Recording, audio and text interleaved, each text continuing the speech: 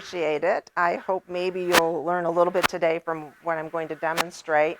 My plan is to try to show you my process for how I create an abstract painting, which sometimes turns into a landscape painting, using an intuitive process. A lot of times when I paint, the painting just kind of evolves. My view of intuitive is the painting sort of evolves as I'm painting it. So I try to kind of rein it in initially a little bit using limited palette and different types of tools, and I'll explain all that to you as I go along. I brought a couple examples of some of my paintings with me if you get a chance to look at those. They are for sale. The one on the far left is very much an abstract, painted on a cradle panel. And the one in front here is more of a landscape painting that I actually did the other day to try to practice doing a painting in the timeline just to see if I could actually finish one. And I did work on it a little bit after my 50-minute timeline ended. And it did evolve into more of a landscape painting using a lot of my tools in mark making and acrylic watercolor crayons that I use. The one in the back on the table was actually created on that Hannah Mule paper, watercolor paper.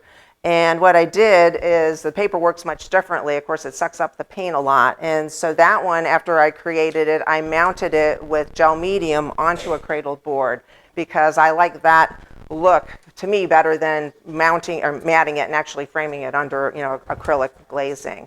So that's sort of what I try to do. I know Bev mentioned I do paint in oil as well. And a lot of my process and just techniques and palette are all the same, whether I'm using oil or acrylic. It just depends on, my mood of the day, whether it ends up being more abstract or more landscape. And I do plein air painting a lot, and a lot of times those paintings actually turn into more abstract paintings as well. It just depends. So today what I'm going to do is I'm going to do my demo on a board. This is not a thick cradled board, it's the thin edge, just for purpose of demonstration. And it has got a very slick, smooth finish, very similar to the painting right in the front there. And what I like about this is I like the slick because the paint just kind of goes all over the place with it. It's fun to do that, but it's great for layering and putting a lot of marks down and working back and forth between opaque and transparent to create the painting. So something about the tools, I'll talk about that first. I use a lot of brushes. In fact, I bought 2 new brushes today that I'm going to try to see what they do because I think they'll be nice. I use brayers to apply paint in different ways. I also use these nice little squeegees that are fun. They're rubbery, but they're very firm, so they're great for applying paint. I use a palette knife. I use a lot of these little shapers. I think most people have used these for like pottery and such. I use these for applying paint. Palette knife I mentioned. I've got some other crazy little tools that I use. And I use a lot of scratching. And one of my favorite tools, which I'm looking for here and now I don't see it, is my skewer. So it must be in my bag here still. I know I brought it. Use a skewer. But if I don't have it, we'll just work at the end of the brush. Oh, here it is. Here it is. So I use a skewer, just a regular old skewer for applying paint. It creates great little marks and it's fun to create texture.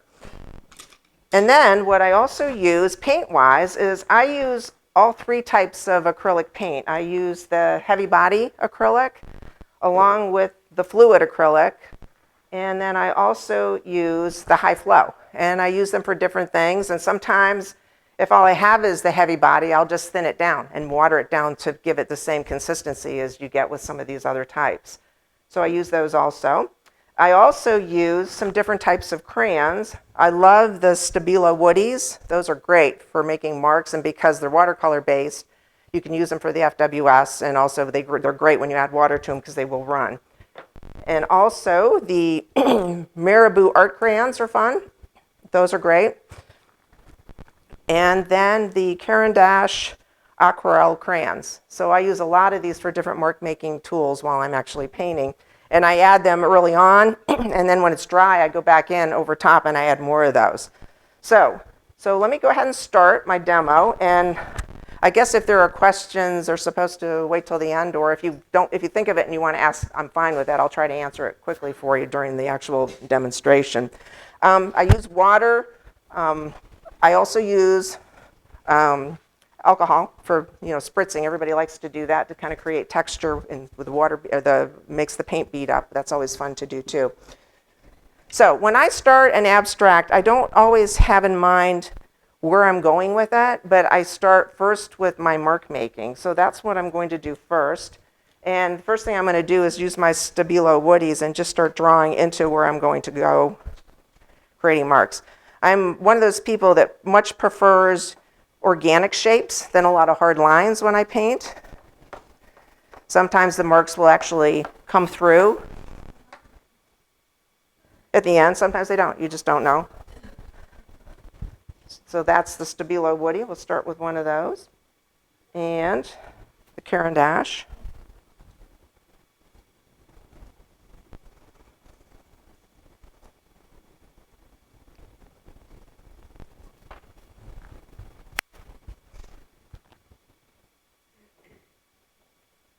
And the Marabou Art Crayon. This is an orange one. It's a little creamier, a little slicker. And with my marks, I don't always limit my palette on the marks. A lot of times I use different colors than I'm actually going to use with the paint. The painting that I did that got into the show is more of what I would call an analogous color palette, a lot of greens, blues, lavenders. I sometimes do more complementary palettes. Sometimes I just pick colors that I like and just take those colors and just work with those and mix those, because I always feel like when I limit the palette, when you're mixing with those colors, it makes a more harmonious painting than just bringing in all different kinds of paints when you're painting with it. Okay, all right, so start with some paint. And what I'm going to do is this time I think I'm going a little bit more primary. I'm going to use some ultramarine blue, some cyan, some yellow, and some red, and of course white, and sometimes I use black also. But we're going to start. I also use my palette knife a lot to mix the paint on the palette. So what I'm going to do is I'm going to actually start with my high flow ultramarine blue. And then this is transparent red oxide. I just bought this today because I like that color and I was out of it. So that's kind of a red, obviously. And we're going to start with the blue. And what I'm going to do is, I'll try it here first with my squeegee thingy. It's thin. It comes on kind of thin. But we're going to go back and try the big brush because I'll try that more with the regular flow because this is pretty runny. There we go.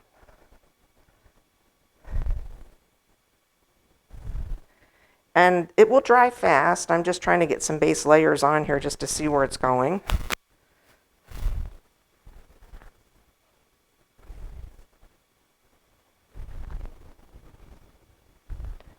And of course, the less you press, the thicker the paint is. Pretty slick.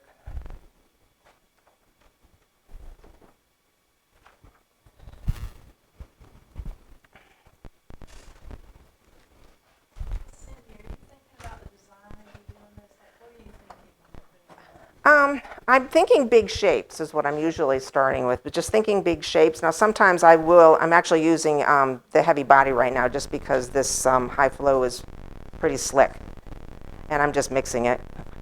So I'm thinking shapes mostly just to see how I want to get it on there. This goes on there a little bit better. And then if I wanted to smooth out marks, which you don't necessarily have to, sometimes you just go like this over top of it and it gives it a nice look. This is just palette paper. I sometimes use the Masterson's palette with the sponge that keeps the paint wet, and I like using that a lot too, but this was just a little bit easier for me to just bring and throw it away when I was done today. So this is from Blick, actually. It's a pad of palette paper. Okay, so we're gonna go now with the red oxide. Get that in here.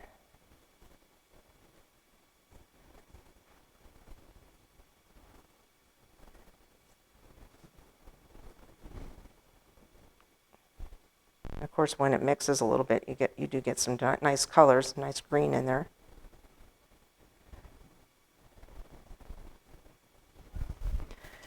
And even early on, I like to take little brushes and just do stuff. Create marks. I do scrub a lot when I paint sometimes, just because I like the texture I get when I scrub.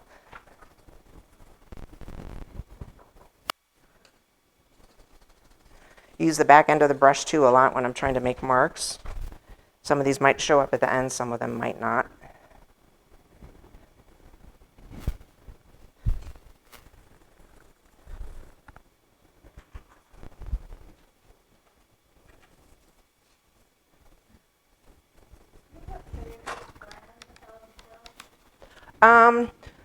My favorite brand of brush, really, I'll use anything, but there's one that I really like a lot, and it's got this green handle. It's called a Liquitex Freestyle, because I just like the sturdiness of the bristles on it. Whoever asked that, I'm sorry if I'm not looking right at you.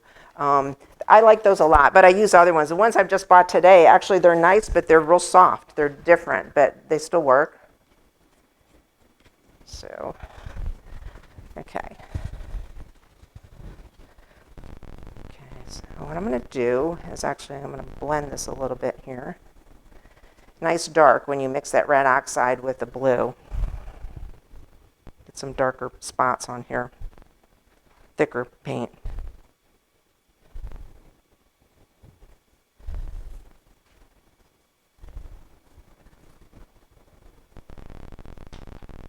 When I paint too, generally I'm one of those people that has, like everybody, has favorite colors, and it will never fail that teal will end up in my paintings because I love teal. Now, one thing I'm going to do is show you, this is a little tool that I don't even remember where I got this, but I like this because it makes fun little marks. So we're going to do that. But what I'm going to do is get a smaller brush to do that. And I'm going to use my, can you all hear me okay? Yeah. Put my white paint out. This is heavy body white, titanium white. And put a little on the brush. And I can see sections that are already starting to dry a little bit, but even over this paint right here where it's pretty dry, I'm just going to put this on here like this.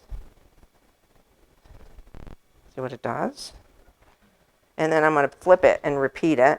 We'll try here. I just use my finger sometimes just to paint with that.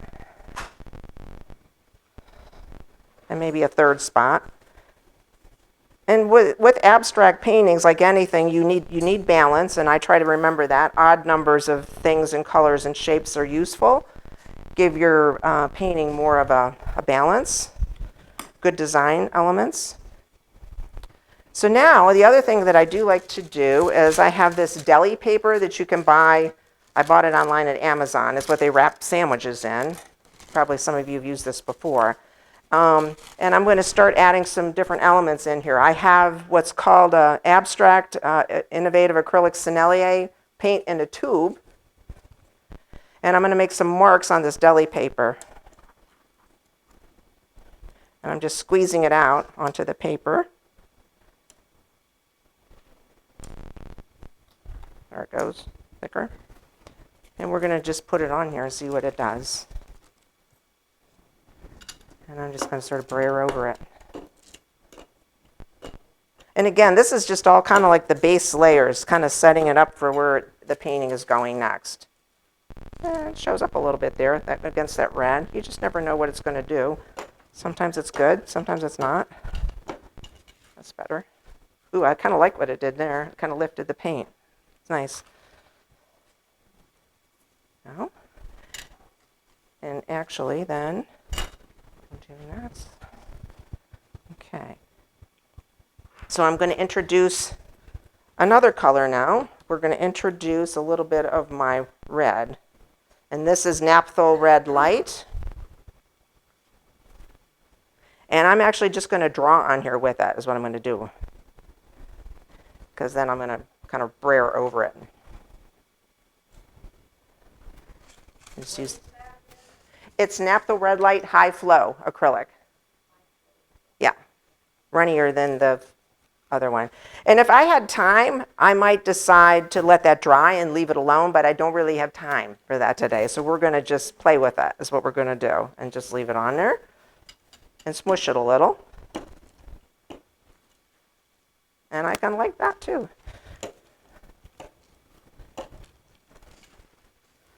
It's fun. You guys have some reflection and glare on that, I can see. Maybe here at one point I can pick it up and show it to you also. So I'm just getting some more red on there as a base as I go forward. Okay. I'll lift it for a second so you can see kind of what it was looking like so far. Because it does have a little shine on it. Okay? I don't know if you can see. Is that better? So it looks different when you can kind of see it in the real light. All right, now. Thanks, Kevin. Okay. All right.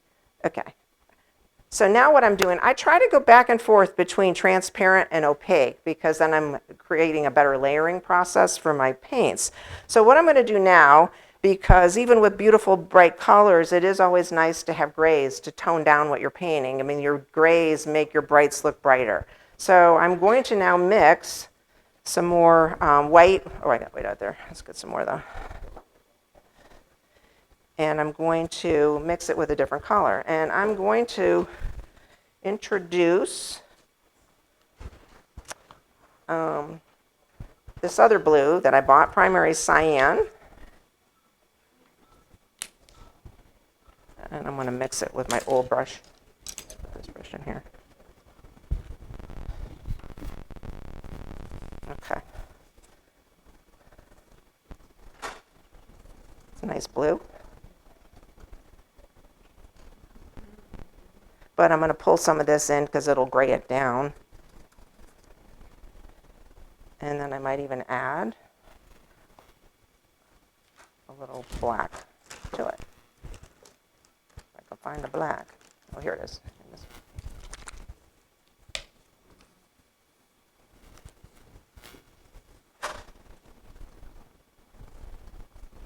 And this is thicker and creamier because it's the heavy body paint, but I did mix more of a fluid into the gray. It's a little dark. I want it a little lighter.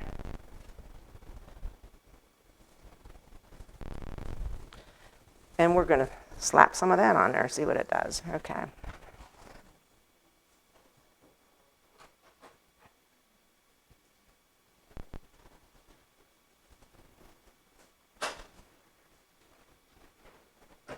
It's got a little bit of an element of purple, of course, because it's mixing with the red.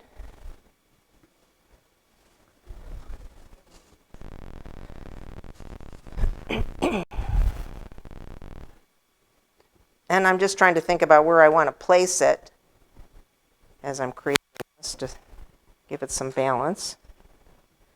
I don't want to lose all my fun marks, but some will get covered a little bit. I need some more white. Okay.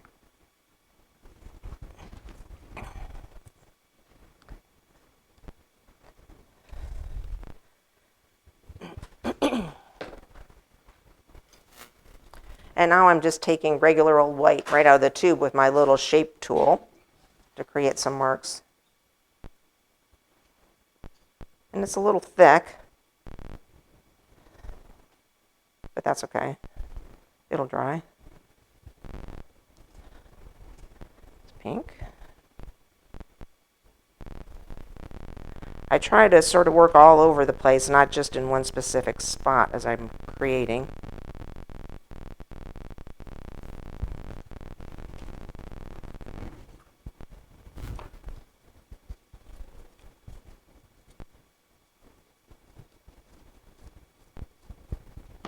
Keep my tools clean.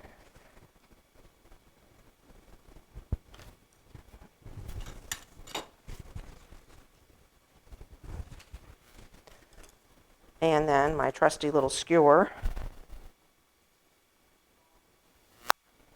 And you can see there's little scratch marks coming through on that, creating some texture.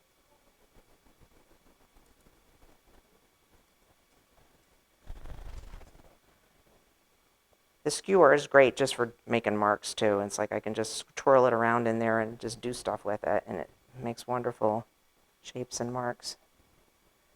So twirl it around. But as I'm looking at this now, I'm trying to think about what does it need, and obviously sometimes what you really should do is flip it around and look at it in different directions, where I want to go next with it. Okay, yeah, a lot of shine on there. it needs something different with my color palette. This is not actually a common palette for me to use. It's very dark, so we'll go lighter. We'll do that next. But what I'm also going to do, bring some more crayons in here. Use these. Let's get some yellow. Yellow woody, Stabilo woody. I'm looking for spots that are dry enough that might make an emphasis with this color, so I'm just drawing right into here. And even if it lifts the paint a little, I'm okay with that.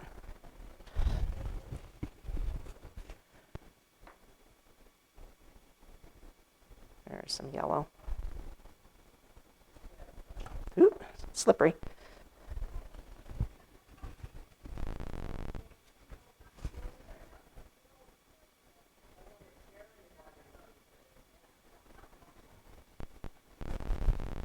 Give it a little punch of color.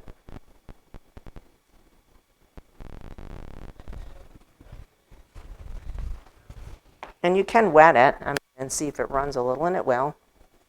Blends.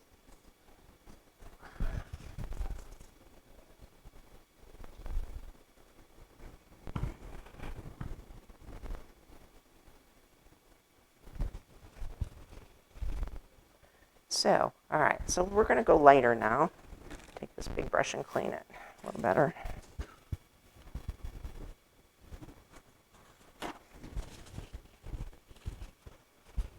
I do like the marks that I made in here, so I'm going to try and keep some of that.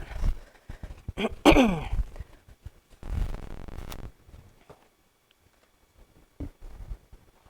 see what color I want. Get out my trusty teal. There we go. No, that's not it. Cerulean turquoise. There we go.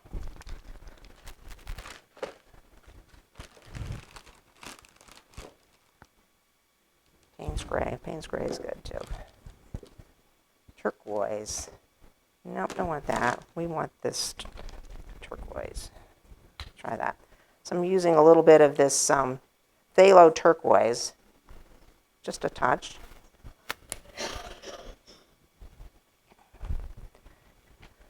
And I'm going to just take a little brush first and just do a little blending with some of my blues.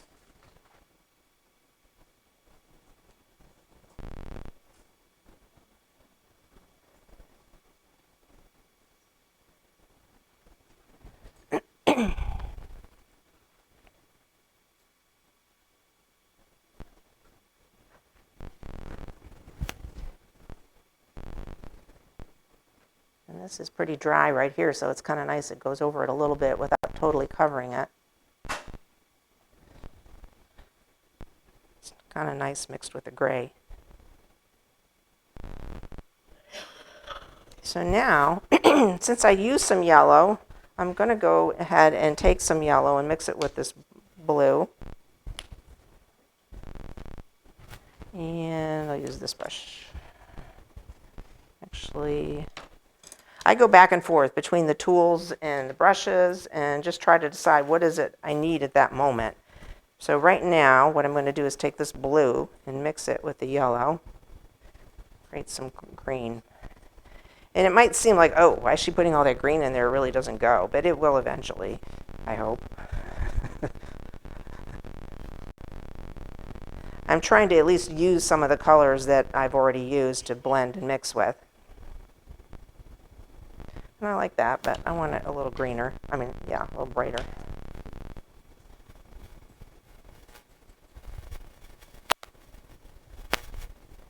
That's better. Okay. And then over here, let's get some of that red and mix with that. That's a nice neutral is what I'm going for in here. And then mix it with a little white to lighten it.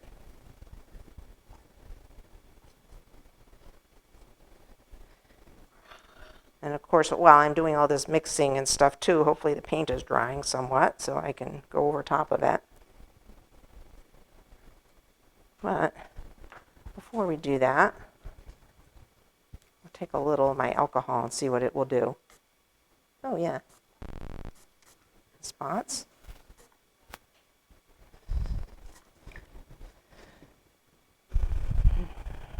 Okay.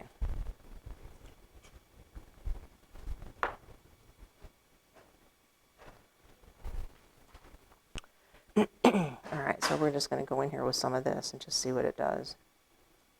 It's mixing, but lifting a little. I like to lift it a little too while I'm doing it because it does take it down to a lighter color underneath.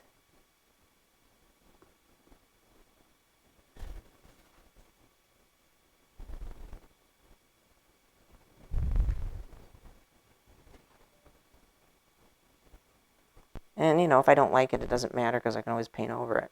I know you can't do that with watercolor, but that's what's nice about acrylic. Lifted that in some spots, and I kind of like where I lifted it. The marks that it made underneath there are kind of interesting. So now we're going to take a brush with this nice green.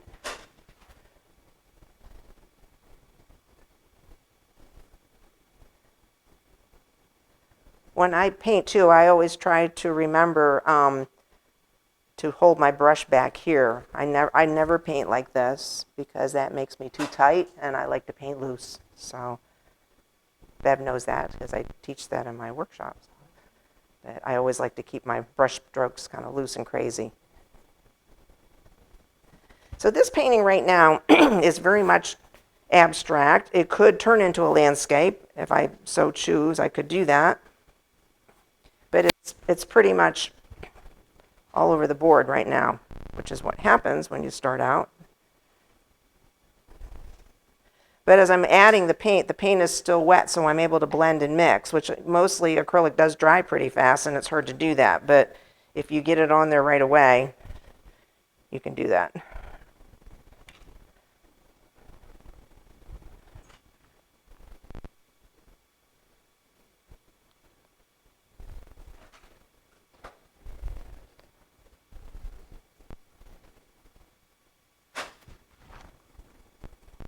Back to my blue. And it does look different here. I don't know if it looks different up there. The colors are a little more vibrant in real life, I guess. But is that true? Yeah. Okay. So I can lift it periodically. But all right, so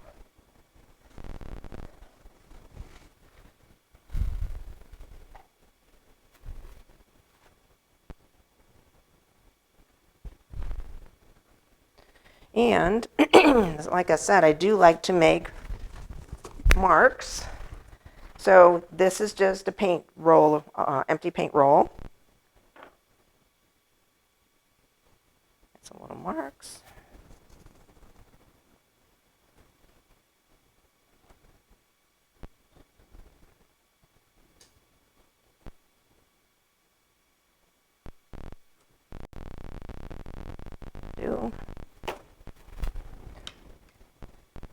Thinning this down a little. Actually, I'll go with a roller brush.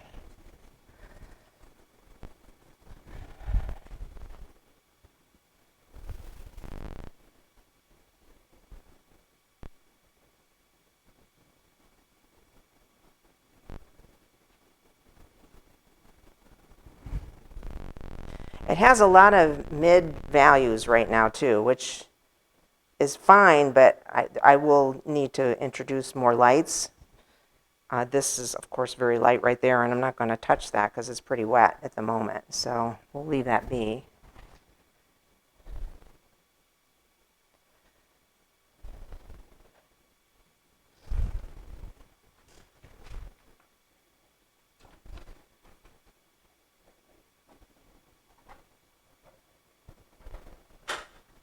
Scraping into it.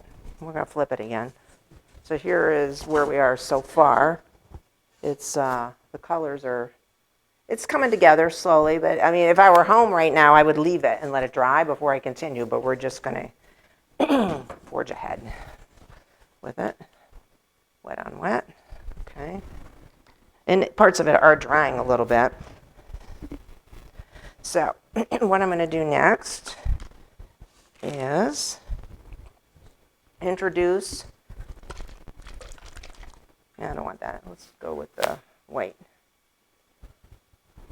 I'm trying to think what color now would really maybe enhance it some, and I think what I might do actually is go back with my transparent red iron oxide and mix that with some white to give a nice punchy color.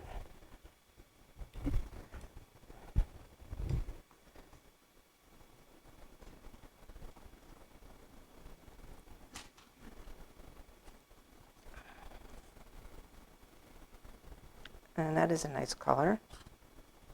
Some more white. I don't paint stingily with not a lot of paint. I use a lot of paint. And sometimes my paintings come out they look very thin. Like if it's on paper, it sucks up the paint, but on the board, it sits on top of it. So it just really is a lot of thick paint, but I like the texture that that gives.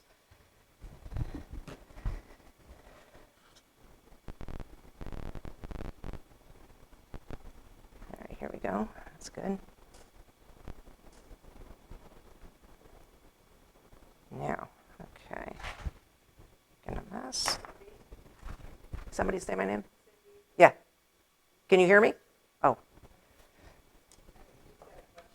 Okay.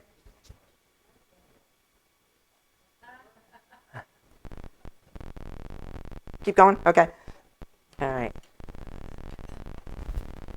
Another tool you can use is a brayer. And a lot of times what I will do with the brayer is run the edge of the brayer through the paint, not the whole brayer, and then draw with that. So if I decided I might even want to introduce sort of a landscape style, I could do sort of like a horizon line with my paint. Sorry, just had a question. Okay. When I've noticed some people use like hair dryers to dry off that paint, Yes. or usually their paintings. Does Yeah. that work well with acrylic or no? It does. It does. If I had a hair dryer, I would use that right now. And I've used it at home to speed up the drying process also. Yes, it does work really well. Okay. So I got a little of that color on there like that, but we're going to go back and add some more with a brush.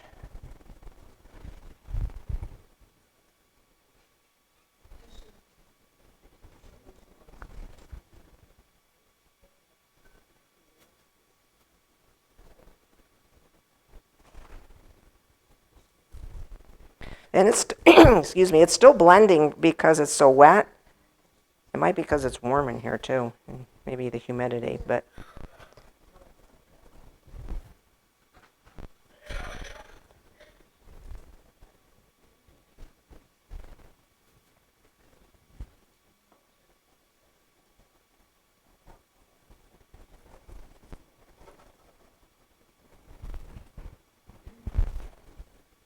I'm gonna flip it again.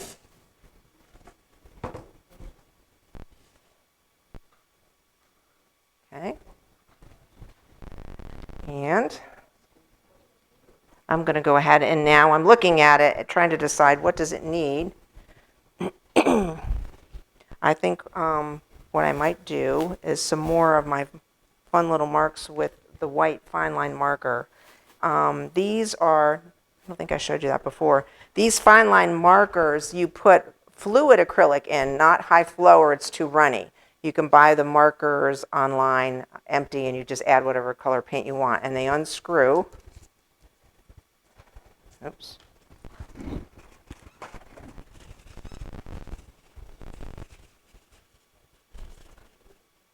Take the top off and it has a little metal tip with a very fine tip. And you can draw with these, which is fun. So I'm squeezing it out, creating marks. I'm sorry, say that again? Sometimes, yes. When I've used alcohol, I've tried to take a pin and stick down in it. Sometimes I soak them in water a little bit, and that'll kind of clear them out. Just trying to put some marks in there that might be interesting. Not too much. I don't want to overdo it. Yeah, I cleaned the tip off, and then you have to put this little metal thing back on here afterwards, which is like threading a needle. It's hard to do. So I'm going to do that later. So Leave that open. We might want it again later anyway. So, okay. So the other thing I do like to do again, and I think I did this before, but we're going to draw with a different color, is the high flow, just put it on there. So here is, it's also white, but I'm going to do it anyway, and then maybe try the red. Just going to drip it on there. And it's runny. It's messy and runny, and then you can, of course, lift it and make it do stuff.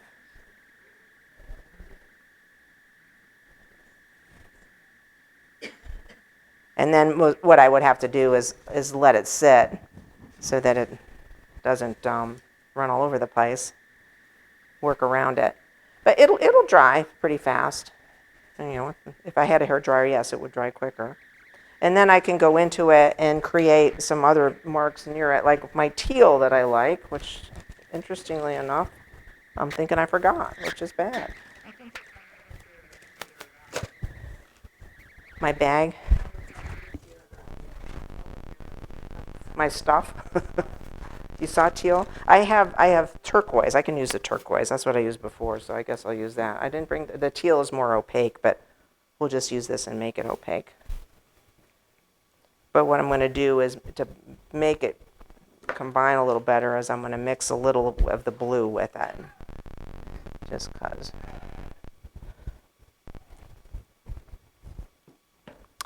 Okay, let's use this brush. Or, yeah, let's use a little brush with that. Let's use this one. Okay, so take some white. It's pretty. I like my teal. That's pretty. All right, and we're just going to sort of run it through here and see what it does when I run it up against the white a little. Spots.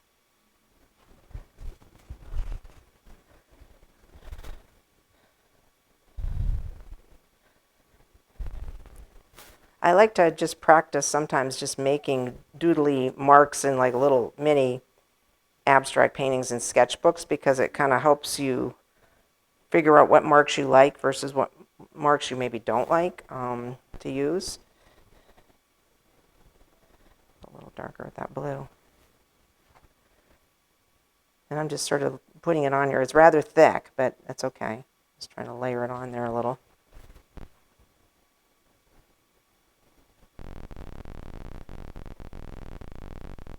Darker.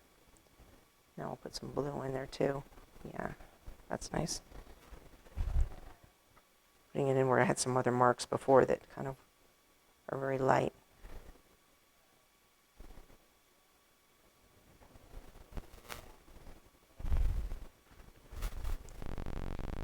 Just see what it does when you mush it around.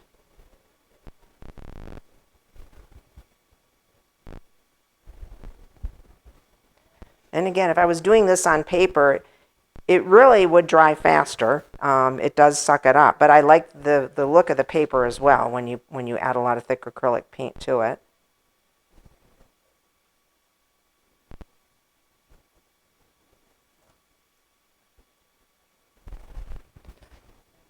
I like to twirl my brushes around a lot just to make marks with it.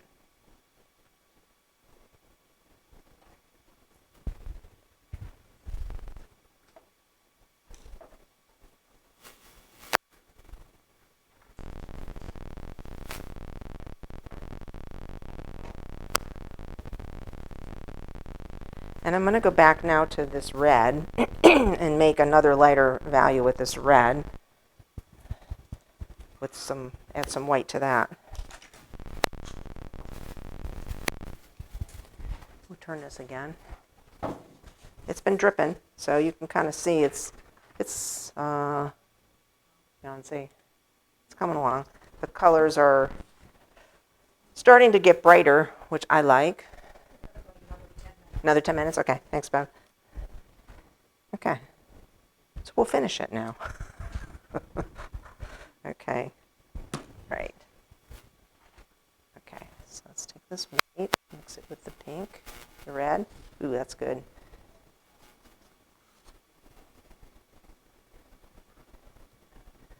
This painting is much more of, I would call it a thicker textured painting, similar to the abstract on the far right over there, which has a lot of paint on it also. So now I have a wonderful pink from that red that's should look interesting on here, maybe. Let's see.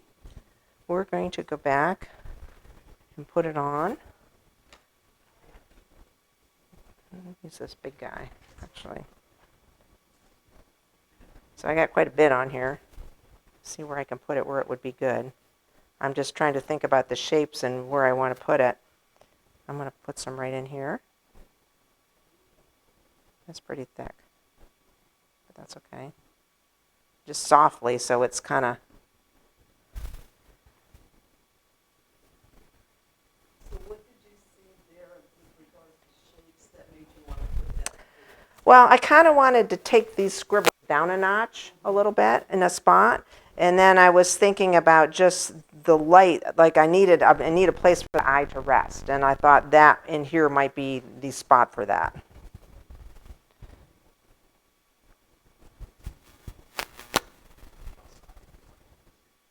$20 minutes? Oh, okay, thanks.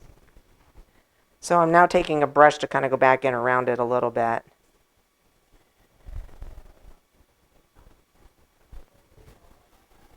And I'm going to actually take it, bring it across here a little bit too. I'm breaking that line up a little. I'm leaving that little blue spot because I kind of like that little blue spot right in the middle there. Well, I guess it's not right in the middle, but because this is sort of a grayed down version of it because it's blending with that brown underneath it.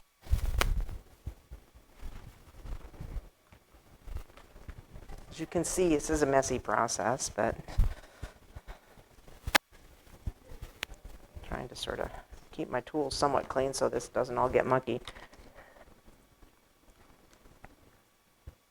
Okay, so what I'm going to do now is I do believe I feel like I need some touches of some darks because I really like this blue, but I feel like I've lost some of that, so I'm going to try and reintroduce some darks in there, shapes.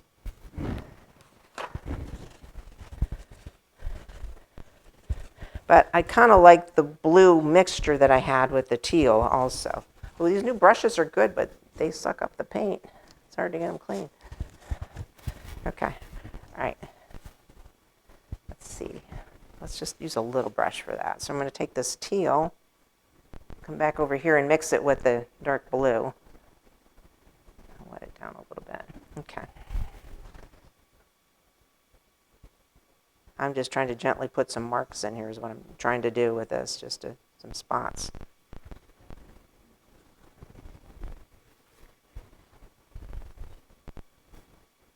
And on the edge over here a little.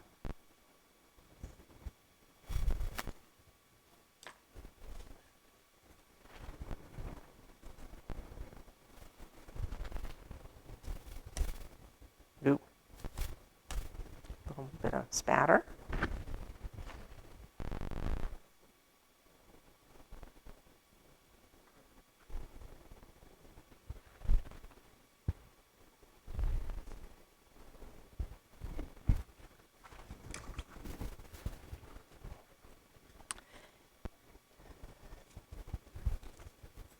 When I think about my abstract paintings also, I try to think about 60%, 30%, 10%, maybe other people do that as well, where you're trying to think about dark, light, and medium values. Everybody's shaking their heads, they all do this. So it's like, I want it to be like that. So do I want 60% middle value, 30% dark, and maybe 10% light? Or I try to vary that so that I know I have the right variation in values when I'm actually painting this. So I am going to put a little more light in because I might end up more with a 30% light, 60 medium, and 10 dark. It's sort of, I was a math major, so those numbers always feel good to me when I'm thinking about numbers of when I'm incorporating that into a painting. So numbers do work in art. Okay, so let's take this pink that I have and I'm going to lighten it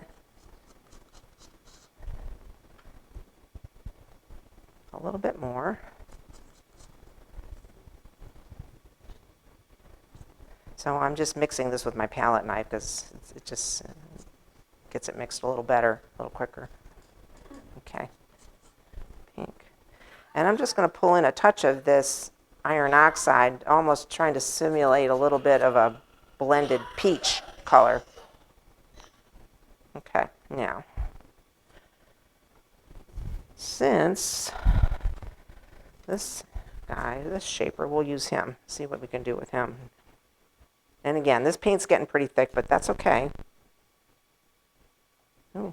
Now, I like what it did there because it kind of left the marks from those little circles that I had underneath there. So we're going to leave that. And I'm going back over this a little bit to kind of vary it.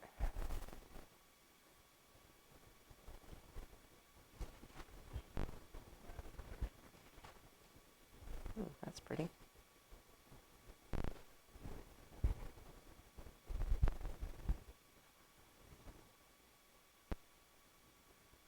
Just using the edge of it kind of there to lift a little. Then, my trusty skewer.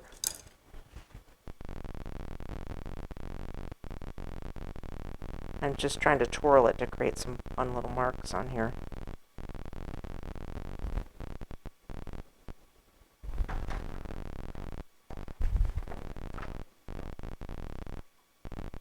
Scraping into it a little. It's an interesting color palette. Like I said, it's not for some reason what I usually do, but you know, it's good to get out of your comfort zone and try some different colors if you're always working with the same colors.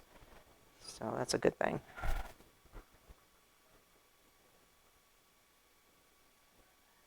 Pretty thick, pretty thick. Let's lift that a little. You can go over it lightly with this thing and lift stuff without totally removing it. And then you can also just cut into it. Great little marks of stuff that's underneath it, if you want to.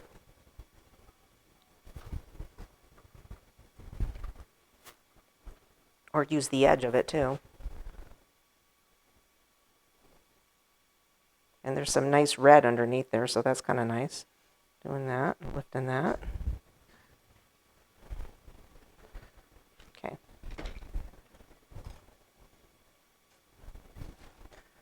More white in this blue.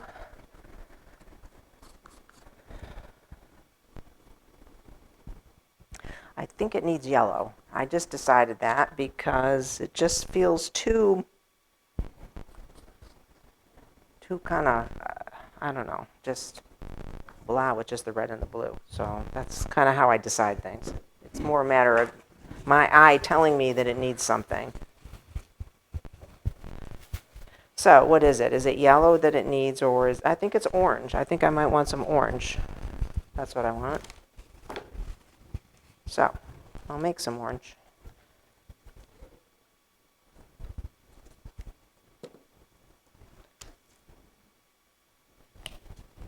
I just feel like it needs a punch of light in there is what it needs, because it's all, those colors are, oh, that's very red. That's all right, I like that red too. It just needs more bright. It's not bright enough for me.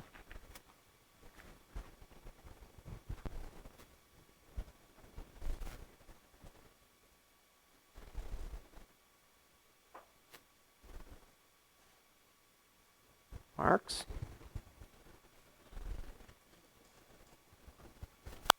And as I said, I do have the tendency to do things kind of in threes.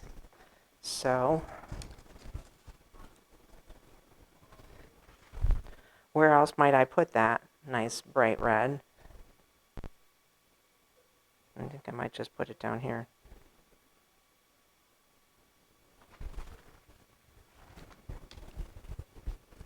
And now let's add some more yellow to it, make it orangier. Okay, there we go.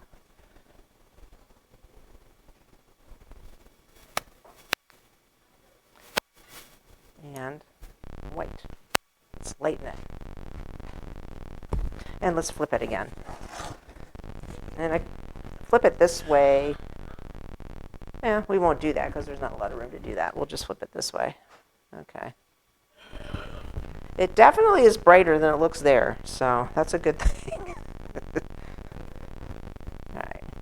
So what I'm trying to do is vary my mark making in here now as I'm layering the paint so that it looks interesting. I honestly, when I do abstract, I don't always have a focal point. I don't know if you really need to, because a lot of my paintings I feel better when it has a place for the eye to rest, but then there's a lot of movement throughout it, so I don't always worry about focal point. I'm more interested in, is the viewer looking at it with interest and they're drawn to want to continue looking at it to see everything they can see.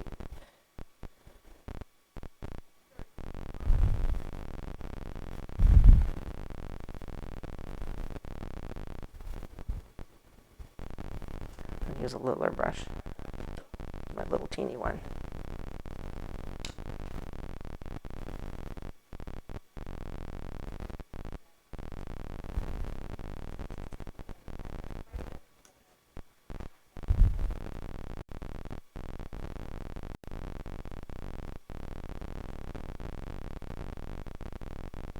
More marks.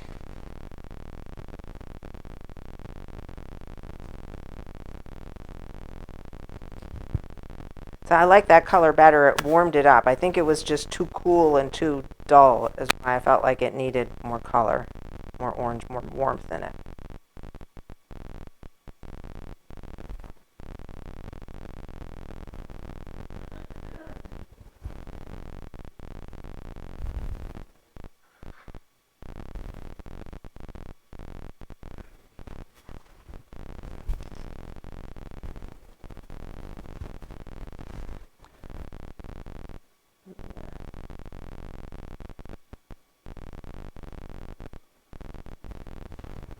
I'm breaking up lines is what I'm doing right now so that they're not just all there.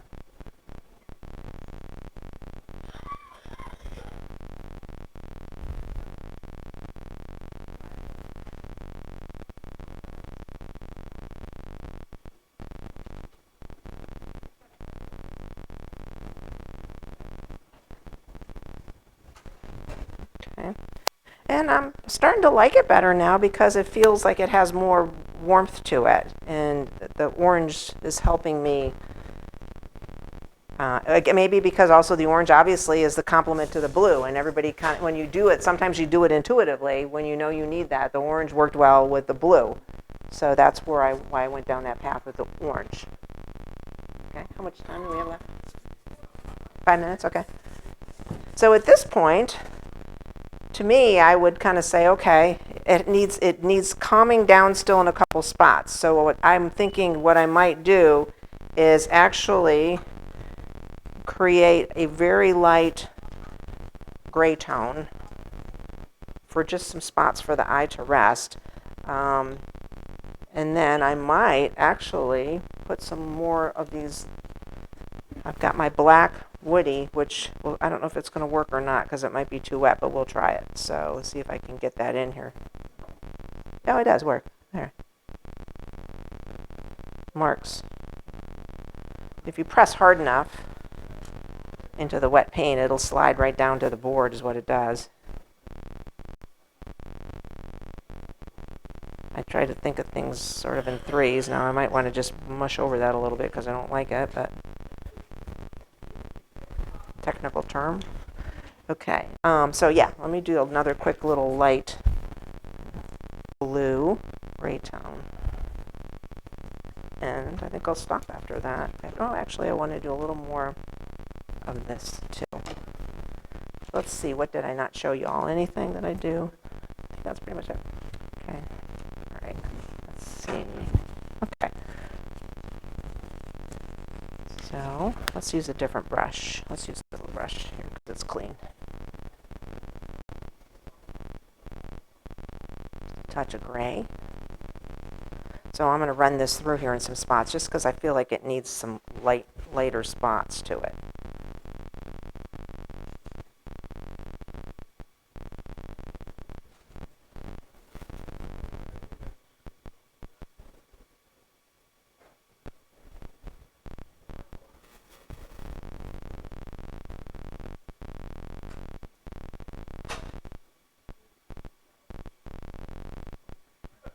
So it's just kind of, for me, it's just sort of a push and pull. I go back and forth to see what does it need, what does it not need. I would put it up on the wall and I'd walk away and I would look at it and decide if it needed something else. A lot of times I'll just leave it for a day or so and then come back to it and then work on finishing it if it needs something else. So I'm liking it better now that it's getting a little lighter. It just feels more like me, the way I like to paint. This is kind of a mushy mess right in here. I'm going to get rid of that. I do, yeah. Usually during or after. It depends, yeah. But I'm liking that light blue gray. I just feel like it's making things feel a little more cohesive for me.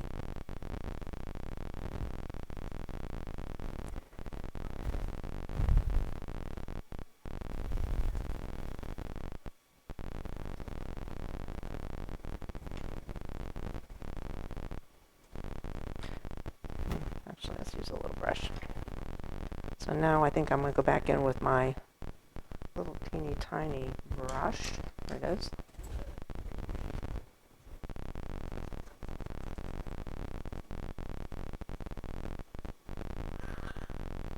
There we go.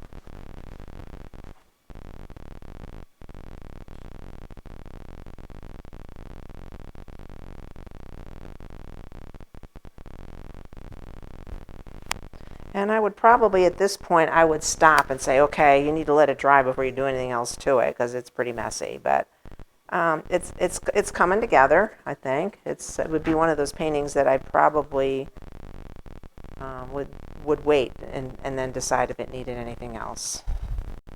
But I do love to put the fun little marks in it and see what it does when you do that. Colors vary up. And so I think one more thing I will do, though, is with my black fine line marker. A lot of times what you can do is take the fine line marker again, too, and just do this, the same way I did with the Sennelier tubes, and then push it in. But it's so wet right now, if I do that, it's going to lift all the paint off of there, so I'm not going to do that.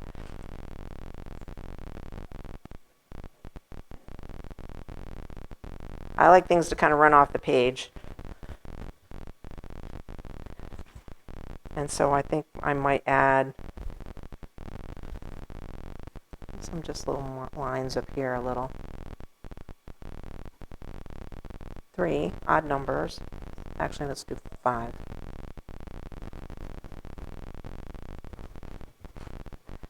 And I think I would stop there is what I would do. So it's probably going to run when I lift up, so it's abstract.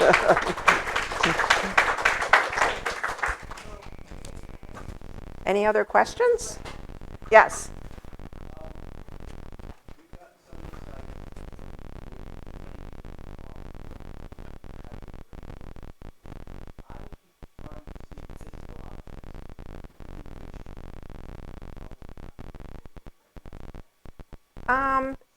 Yeah.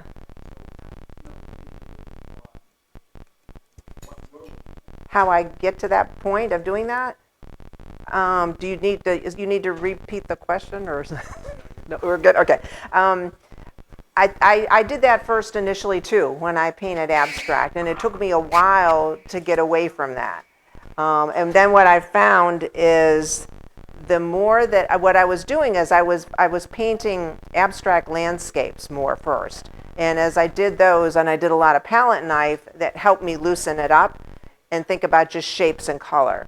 And so that kind of transferred over into my painting abstract, and that I would start like I did initially with just scribbles and marks and doodles, and I practice those. I find it kind of relaxing in the studio some days. I'll just take little notebooks and scribble and doodle to kind of get me thinking about that instead of things or objects or whatever you might see. But that being said, sometimes you create a painting and you start looking at it and you do see things in it. But usually when I do that, I try to cover it up. I go back and cover it. But yeah, it's hard to do it initially, but it kind of comes over time that you kind of lose that. If you think more shape, color, and marks, and put that in and turn it when you're working on it, you can kind of eliminate the idea that it looks like something. I mean, that being said, a lot of my abstracts I create, my husband will look at them and he goes, there's a fish. It's like, and he used to fish, but it's like everything he sees in my paintings are always fish, and I don't see the fish. So it's like, but you know, everybody sees something different. But that's not a bad thing, I think, because if somebody's looking at your painting and goes, oh, look at that, I see that porpoise over there in that painting, and you don't see it when you do it, but you might have seen something else. I don't think that's necessarily bad. They're looking at your painting and they're spending time contemplating that, and that's a good thing. So I wouldn't worry too much about that. It kind of evolves.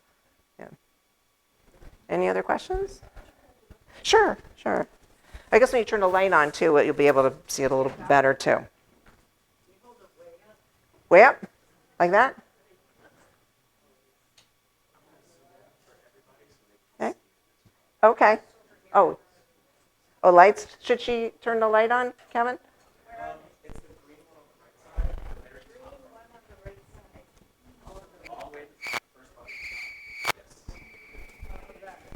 There we go. Oh, yeah. Oh, yeah. Now it's better. Let there be light. Is that better? Okay. Yep. Right there?